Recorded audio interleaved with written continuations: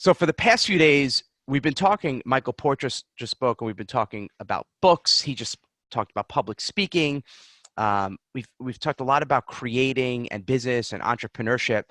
And by now, you probably have so many ideas in your head. And yesterday, we asked, what are some of your, who's giving that thing? Like Susie, what was the thing she asked? She asked them, what's the big thing you want to do this year? What's the big thing you want to do this year? And a couple of you, and you all had different things, although a couple of you said podcast, and you have a big thing like that. Okay, I want to start a podcast. Then this Momentum Rocks ends, and you're like, now what? Mm-hmm. And then what do people, I mean, Kate, in your experience, what do people do then? So let's use podcast as an example. They say, okay, I want to do a podcast. Mm-hmm. The event ends. What do they usually start doing? Yeah, everybody gets so excited to have they're going to do the big thing this year. This is the year I'm going to do the big thing. And then what happens is, and our buddy Sherry, who was on here the other day, said sometimes you get stuck between this fear of failure and this fear of success, this wedge, and then nothing happens because you don't know where to start, you don't know what to do, and it gets overwhelming. You start to Google and you can't come up with a plan. So we have the system that I like to use. This system works really well for me. It's the work backwards method. I use it in my personal life too. Like we know we had to go out for a date. I know I have to get ready at 2, just get ready to leave by 7:30. It's just this, it's just this method to get this plan moving forward. So what I like to do is this. I'm going to do a screen share. I'll show you guys. So what we're going to do as you're doing that, I'm just going to give me 5 seconds. I'm going to switch over. I might lose you for a sec. I'm going to switch over my internet access here to make sure we get a better connection. Okay. So just hold on 1 sec. If you guys lose me, hang in there. Just hold on. It's been the whole theme of this week. If we blink out for a minute, just hold on. Nope. Okay. Yay. We're back. We're back. Okay. So what we did, just to use the example of podcasting yesterday, because we hear that a lot. People want to start a podcast. So I did this exercise really quick this morning. So let's say I say this year I'm going to start a podcast. The first thing I did is, when you think of this work backwards method, what you want to do is think about the end goal. What's the big end goal? And I don't mean like come up with the name. I mean, imagine this thing is done out in the world live, whatever that thing is. So in this case, we're using podcast. So it's a really simple Google Doc that I put together fast. Date of podcast goes live. Ryan said this a few times this week. Put it on the calendar. Yep. It has to go on the calendar. Otherwise, I promise you, you're going to find reasons to not get there. Put it on the calendar. You have to get it on the calendar. You must. It will never happen unless you have it on the calendar. So, and Kate, before you go on, everyone who's on live right now, and some of you did it yesterday, but there were some new people on, and even if you said it yesterday, say it again today. Mm-hmm. What is the one big thing you want to accomplish this year? The one big thing, because I know most people on here are kind of entrepreneurs, business owners. Some might want to start a podcast. Some might want to write their book. Some might want to launch a course. Some might want to do a membership site. Some people might want to create a nutrition company or sell T-shirts, whatever it is. Mm-hmm. So Bill just said YouTube channel. So we're just going to, so as you write it in, I'm just going to call out a few things here just so we kind of get an idea where everyone is. So just in the chat box. Yeah. Okay. No, go ahead. I was just saying, this doesn't have to be the big, huge goal. This could be simply like the task you want to get done, like record the podcast.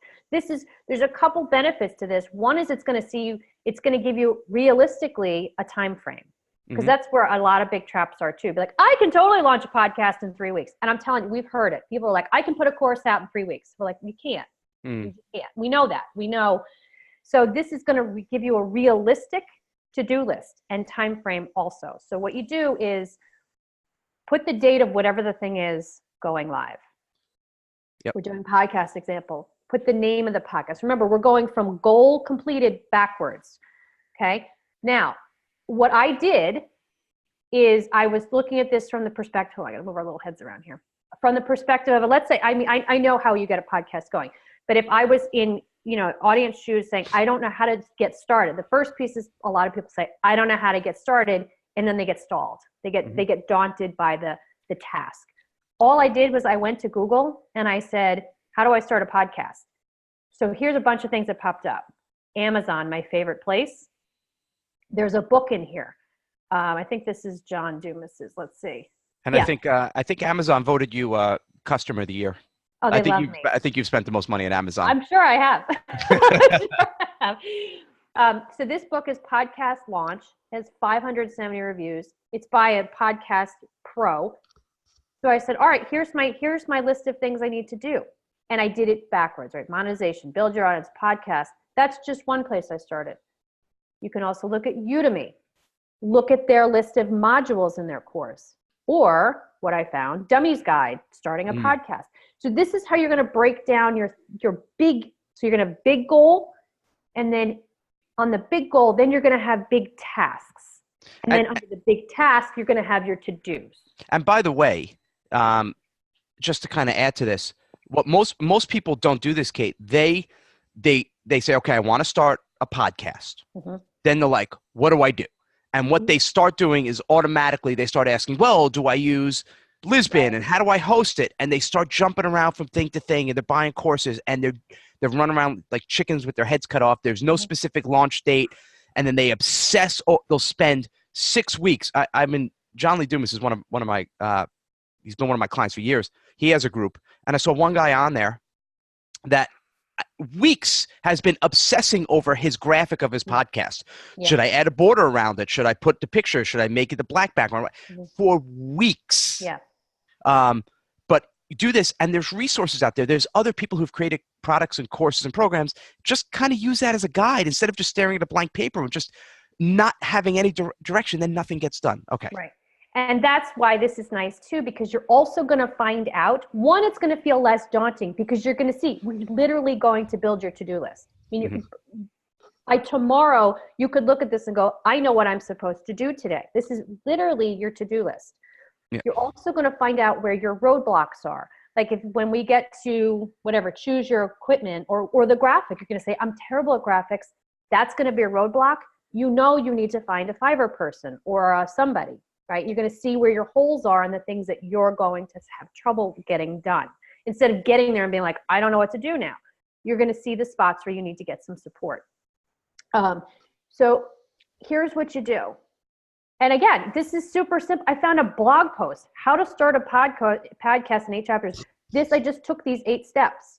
And obviously you have to tweak this for what you're doing, but this is a good place to start. Okay. So let's say, and you can see here kind of, let's be realistic. Let's just say this would take Ryan 2 days. A lot of people, this would take a week to get these big steps done. Right? Well, I thought you were going to say 2 hours, but yeah. All right. 2 days. So you can see overall, you can kind of see this is going to take you about, let's just call it 8 weeks, right? You see roughly 8 weeks. All these things can take about 8 weeks to done. You could condense a little bit, but instead of being like, I'll launch it in, a week.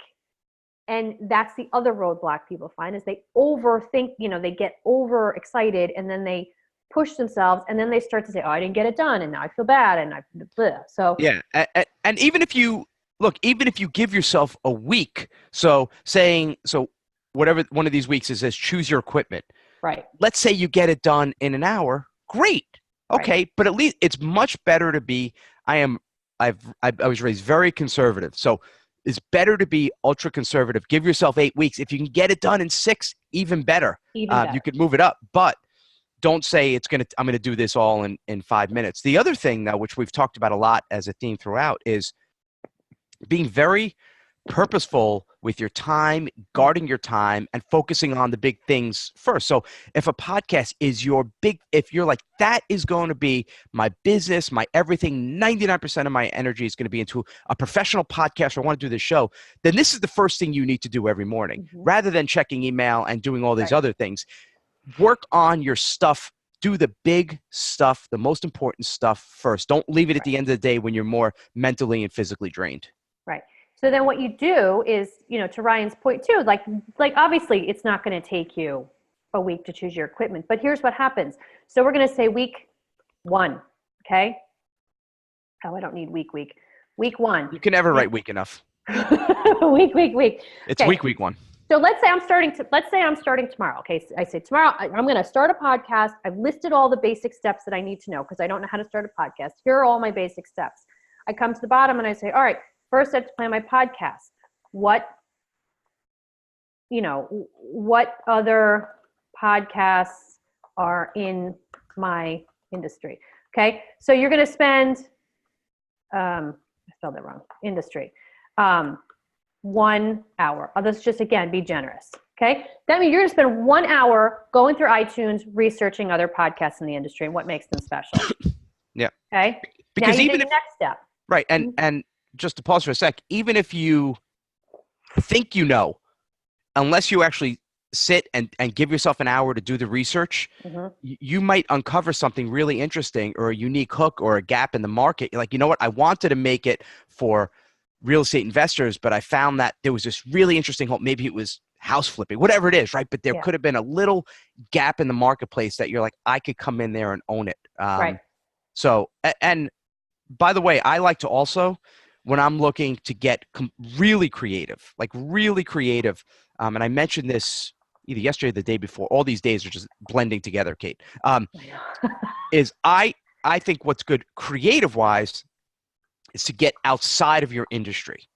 So using podcasts as an example or YouTube channels example, look at popular podcasts or YouTube channels or books, whatever, outside of your industry, just not even content-wise, just maybe naming, they have a cool kind of creative name, or maybe it's the color theme. You're like, I like that color, or the graphics or the layouts. And one of our favorite things, Kate and I meet probably every month. We eat and meet at the mall, and we get really good ideas just by walking around, by walking in different stores, looking at the graphics, looking at the fonts, looking at the colors. Even if you're not going to do a makeup company, just you're like, I'm marketing to women. That's where my market goes. What creative stuff can I do? And Kate, we did this morning where as we're doing the new labels and wrappers for Rewind, Kate and I were just going back and forth earlier, and she's like, remember when we went into that Bath and Body store? Yeah.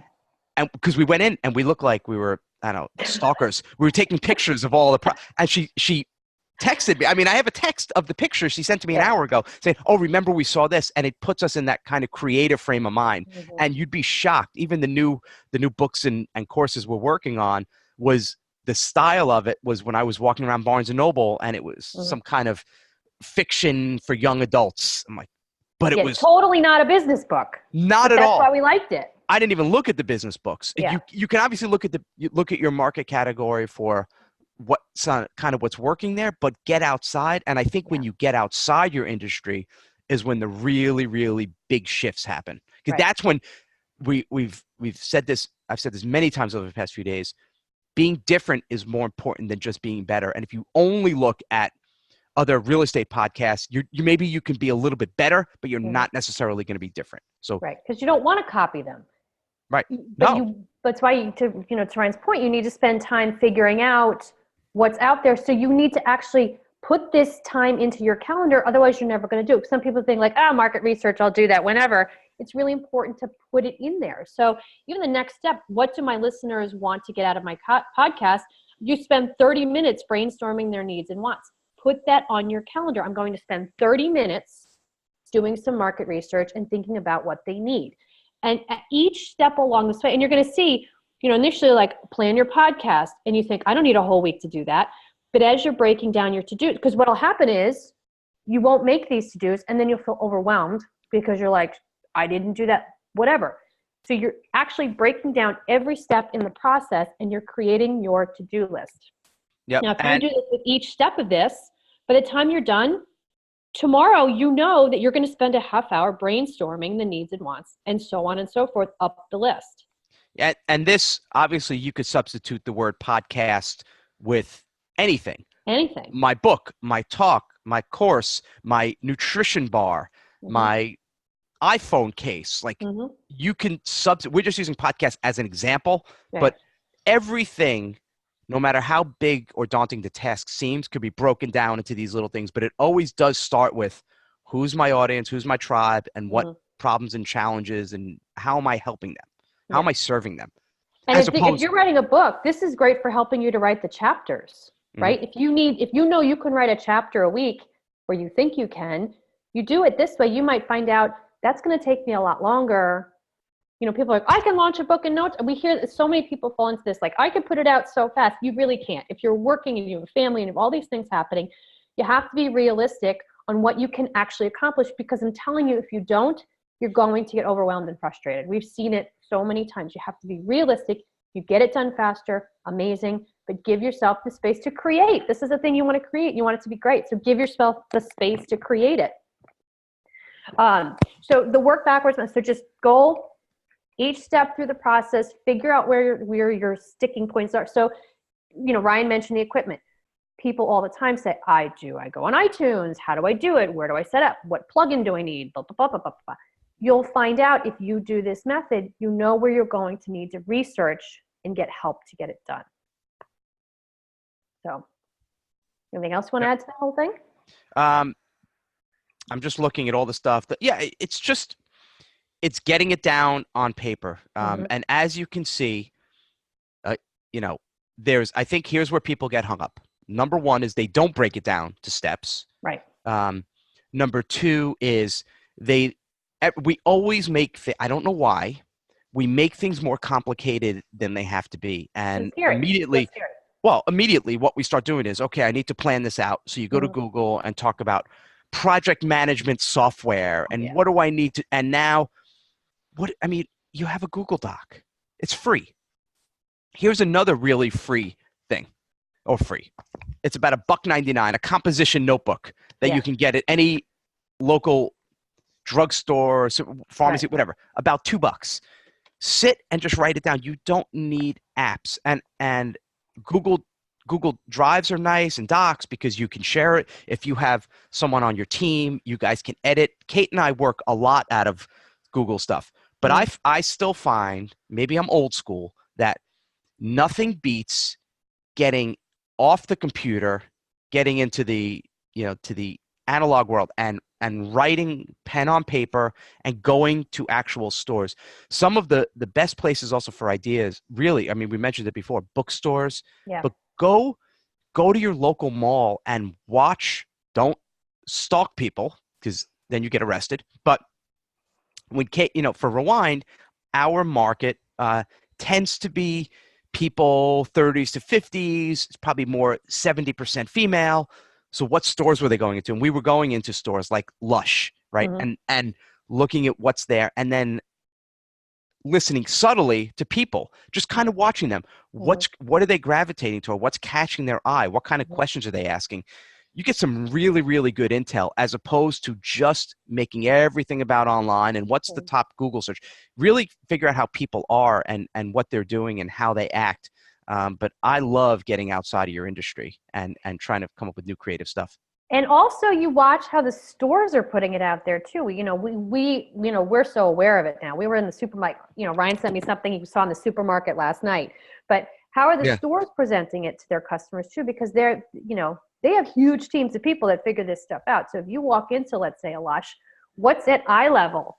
What's right in the front of the window? What have they stacked up on top? They're doing it purposefully. They are putting stores together purposefully. Bookstores, they're putting together purposefully. The end cap things, they're there for a reason.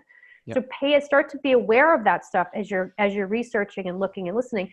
These biggies are doing it, and it's psychological. I mean, this is like psychological buyer stuff. They're just, start to be aware of it, so you can do the same thing for yourself.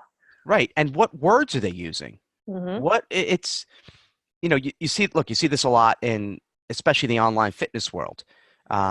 Kate, what's the one word they all keep using now? Hustle. Well, no, in the online fitness, like fitness, grind, and those are popular ones. I guess I threw a random thing. I was thinking, like, in terms of health and fitness people, they also transformation. Oh yeah, right? yeah. Everything's transformation. and then you start blending in with everyone else. Because now, how is your transformation different than their transformation? Right. So we got to start thinking differently. Here's what I want you to do now. In that chat box now, write down one thing. Just give me one thing that makes you not just better than your competition, but different. One thing that makes you different. Just give me one thing. It doesn't have to be earth-shattering, right? And I want to see, because sometimes people get, and don't be shy. We're all here. We're all friends. Yeah. I want to see who could come up with who has something that's a differentiator. No matter how big or small, I just want to see what the difference is. And as we're waiting, Kate, I thought that was really helpful for people. Good, thank you. Yeah, it helped me enormously. Like we're both busy parents with 4 kids each. We have to be. It's so easy for us to be like, I don't know, I'm just going to run through the day like a crazy person. You have to write this stuff down. You have to break it down. You have to know what's happening next. You have to have you have to have the to-dos under control. Otherwise, you're never going to get it done. You're going to spin around trying not to, because it's easy to just sit in your desk and be like, I don't know what I'm supposed to do today. And then nothing happens. Well, that's exactly what happens. You wake up in the morning. There's no plan. There's no process. You check email, and from the minute you wake up, you're playing defense, and you're just putting out fires, and you're going with it. And I think I might have said this already, but I say that anyone who's been on my list knows this. The first thing to do is eliminate all distractions, unsubscribe from every low value email. All these marketers who just try to sell you and just try to pitch you, and they keep saying you need this in order to succeed and you need this to succeed. Get off those lists, because that is not helping you. It's not serving you, and it's making you more distracted. Get off as many as possible. It's funny. Tina just wrote, "Wow, this is surprisingly hard." And Chris said, "Right, Tina?" It is. This is, by the way, the traffic, even if you were on yesterday, Travis, we talked about traffic and scaling. That setting up Facebook pixels and choosing your target audience and how to do a cool Instagram picture, that's the easy stuff. That's tactics, right? How to boost a post is a tactic. How to write an email subject line, that's a tactic. All of that is all fine and dandy. And again, I know that's the stuff that sells because that's sexy. But the real work, the real stuff, the real differentiator is the strategy. And it's going to start with who your people are, and then why should they listen to you? And it's the hardest thing you have to do. And I mean, if you've seen how long it takes, how many times I call Kate, if you would know, if you'd see the phone thing, you think there's a restraining order against me. He's my BFF. Every time I have an idea, I call and say, what do you think of this? And we just kind of go back and forth until we start in this rough thing, and we start really, really digging down till you find that essence and that differentiator. And you'll know when it feels right. You'll be like, that's it. And when in doubt, if you're really stuck on how do I differentiate? How do I separate myself from everyone else? Think about how you can potentially, there's a few words you can use. One is the word only. So how can you add the word only into your thing? I'm the only fitness professional who uses X, Y, and Z, right? We're the only vegan, gluten-free superfood bar. Like only is one. And if you can't be only, try, I call it the ST. So words that end, and I was terrible in English. I don't know the freaking verbs, adjectives, adverbs. I still don't even know the freaking difference. It's amazing. I've been writing copy for 20 years. I still don't know the difference. Using the word ST. So for example, we are the best. We're the first. We are the ugliest. We're the smallest. Superlatives, right? Johnny said superlatives. Were superlatives like the high school thing? Oh, the senior superlatives. They're best, blah, blah, blah. worst, biggest, right? When the Volkswagen came out, it was all about these big cars. And they went the opposite. We're the smallest. Like, okay, we're going to find that little space in the market. We are, what was it with Crocs or Uggs? They'd say like, we're the ugliest, like kind of, right? Leaning into that stuff. Yeah. We're the biggest. There's a company called Big Ass Fans. They're the biggest fans. We're the tastiest. We're the fastest. And sometimes it doesn't have to be a big, huge thing. You could just have a process that works differently than everybody else's. Maybe someone has it in 6 steps, you do it in 4.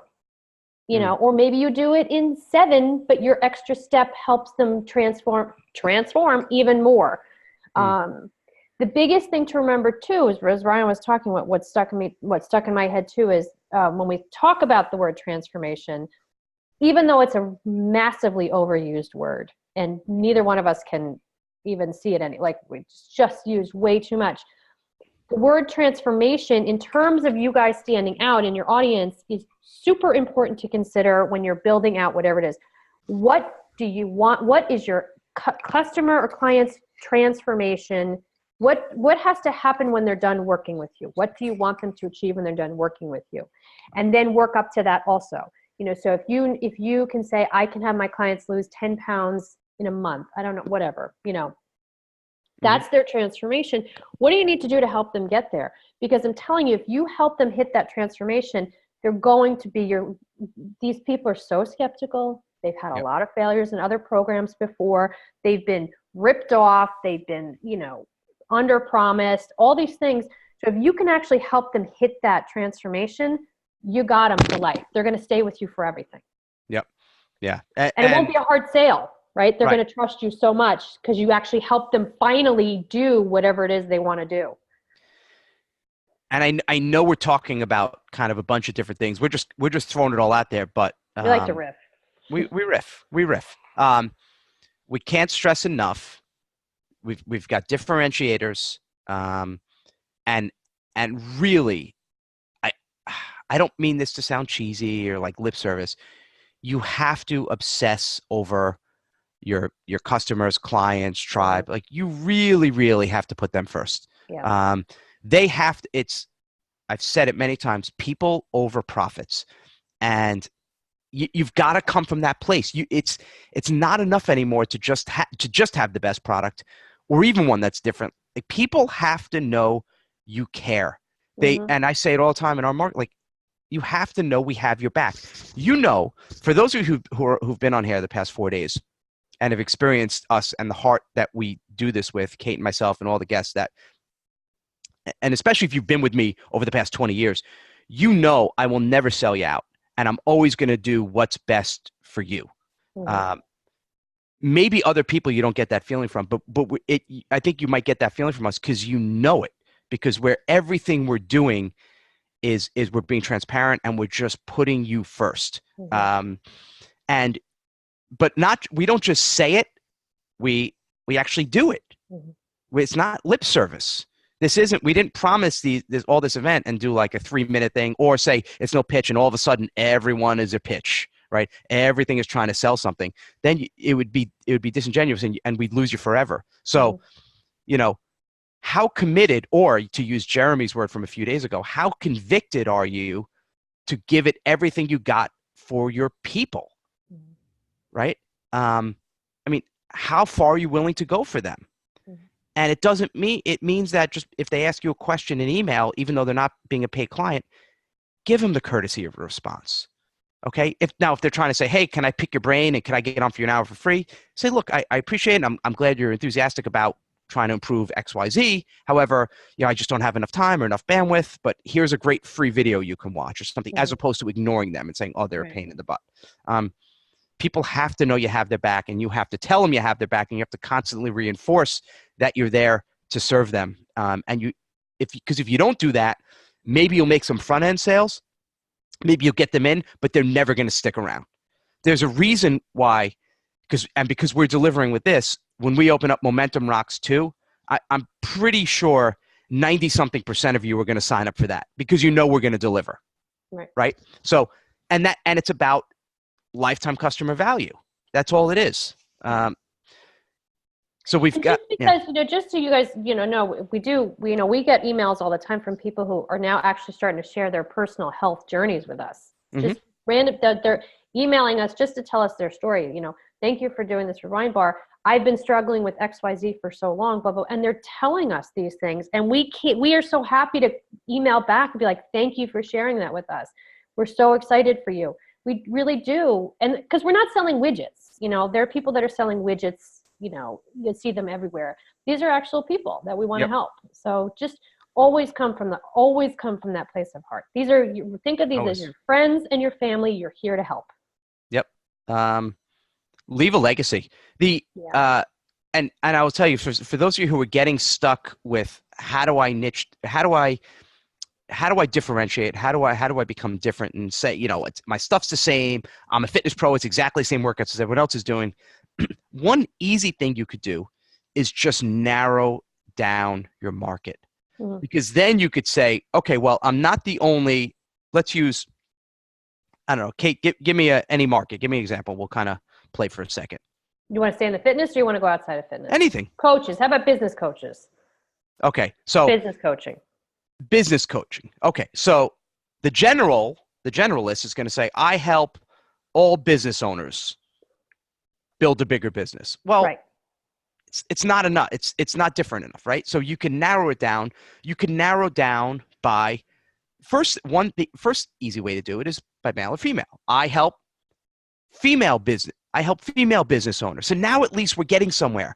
Are you, quote unquote, leaving money on the table because you're not? Yeah, maybe. So, all right, half the market's gone. All the men are gone, but that's okay. Now you're speaking directly to people. People want to know you're speaking directly to them. So I help female business owners, even if the marketing tactics are exactly the same. A Facebook ad is a Facebook ad, whether you're talking to a female coach or not. But people want to feel like you're speaking to them. Right. Or you can narrow down by profession. I help accountants build their business. I help attorneys build their business. I help fitness professionals build their business. So now we're getting somewhere. You could start to say, I help. Then you start to play. I help female accountants build their business. Now all of a sudden, you could potentially say, I'm the only business coach who helps female accountants build their business or build their practice. Right? Now we're differentiating. Now we're different. Well, why would I go with you for the other business coach? Because I'm the only person who helps female accountants. Right. And then from there, you could play even more. So maybe there's 5 or 6 coaches who help female accountants. Okay, how do you differentiate? I help female accountants with online marketing. I help female accountants grow their practice. I help female accountants just with Facebook ads or with YouTube ads. Now, I'm the only business coach who helps female accountants grow their business with Facebook ads. You now can own that market. Is it a smaller market? Yes, but it's really, really specific. It's really specific. That, and when you're writing sales copy, I promise you it's going to be a lot easier. When you're writing your Facebook ad, it's so much easier because now you have an actual, just like he said, I help so-and-so do so-and-so. Instead of I help, you're going to get lost in the shuffle of ad spend and it's not going to go anywhere. So the more specific you can say about what you're doing that's special, and honestly, even for you guys, even, bringing clients, just for your peace of mind. I think we were talking about this yesterday, where there's people you can't help because you're just not going to work well together. You don't have the expertise. Can't help everybody. You can't help everybody. And if you're helping the people that either you came from this place of like, I figured this out myself and I know how to do this, so I can help you because I did it. It's better than being like, I don't know what experience you're having and I'm not sure how to help you because I don't understand what you're going through. Yeah. This is the strategy stuff. And don't get nervous about being too narrow because you can always expand out. Yeah. Amazon's the biggest e-commerce company in the world by far, not even close. I remember being online, they started just selling books. Facebook's the largest social media. They started just for Harvard students, and then they gradually expanded out. Amazon went to book CDs and DVDs. Facebook went to Ivy League, then to all college, then high school and college, then everybody. So you can always expand out. Don't worry about that, but you got to start, and it's very hard to get traction but you got to get traction in a market first. So narrow it down and then show people I am here to help you, and I'll run through a friggin' wall to help you. As we're getting ready for our next guest, Kate, could you entertain the troops for like 30 seconds? I need a quick bathroom break. Quick bathroom break. All right, so just to kind of summarize what we just did. So, we talked about a lot of stuff, but we talked about the big goal. I'm sure a lot of it's January. A lot of us have the big goals to make this, a really strong year. So, we started with the work backwards method of coming up with the big plan, breaking it down into smaller tasks. And then underneath each of those tasks, you come up with your to-dos, okay? It helps you with coming up with a time frame, a realistic time frame. Please be realistic with your time frame. Otherwise, it can get overwhelming and feel frustrating. We want to see you guys hit these big goals. So use these tactics. But then after we talked about that, where we went off is we were talking about the first piece of these big to-dos, which is critical in figuring out the who and the what, for this product. Who is this for? What do they need from you, and how are you going to deliver it to them? Okay, don't just create a course because everyone's creating a course.